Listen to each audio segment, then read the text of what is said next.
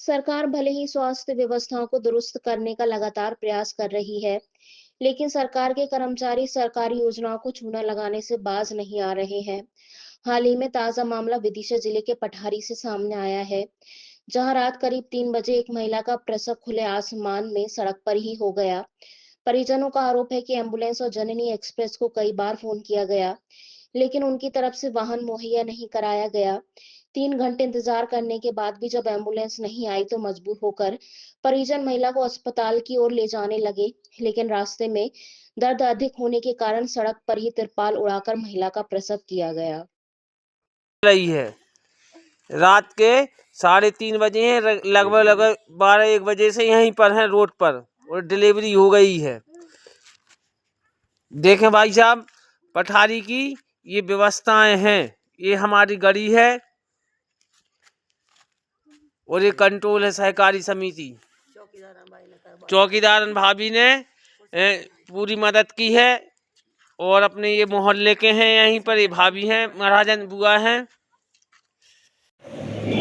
हमने 108 को कॉल किया था पर वो नहीं आई।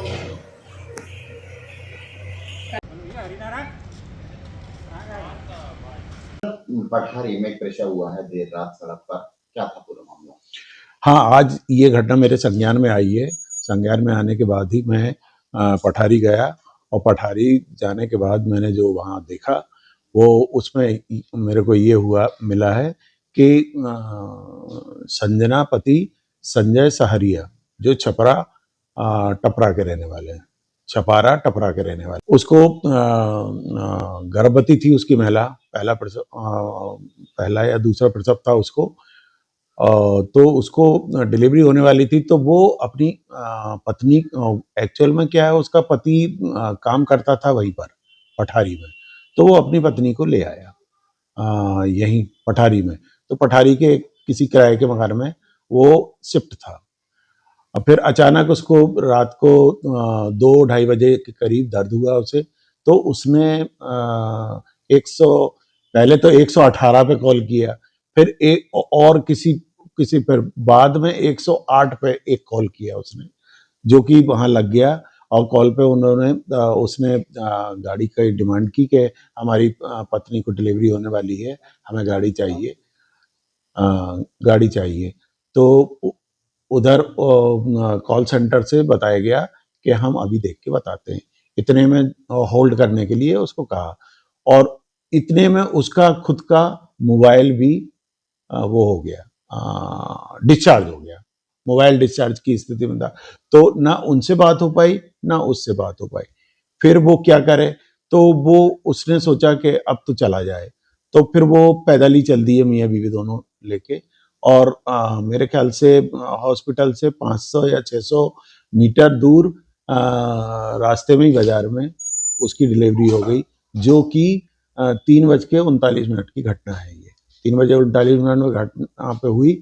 जैसे ही इधर भी पता चला हॉस्पिटल में, तो हमारी टीम भी पहुंच गई, और 4:10 पे उसको भर्ती कर लिया गया है। भर्ती करने के बाद जच्चा बच्चा दोनों स्वस्थ हैं, और स्वस्थ होने के साथ साथ उनको जो भी व्यवस्थाएं होती हैं, जैसे उसका एडमिशन, रजिस्ट्रेशन या उसको वैक्सीनेशन, वो सारा कराया गया। इसमें पूरा ये देखने में आया है कि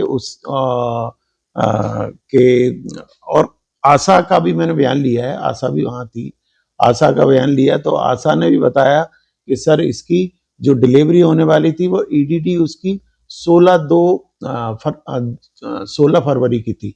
बट इसको हम थोड़ा नहीं मानते, क्योंकि अनपढ़ रहते हैं लोग, तो उनको थोड़ा टाइम समय बताने में गड़बड़ रहती, तो उसके कारण ईडीडी का कैलकुलेशन हो सकता कहीं 1 आध हफ्ते या 10 दिन गलत था उसका।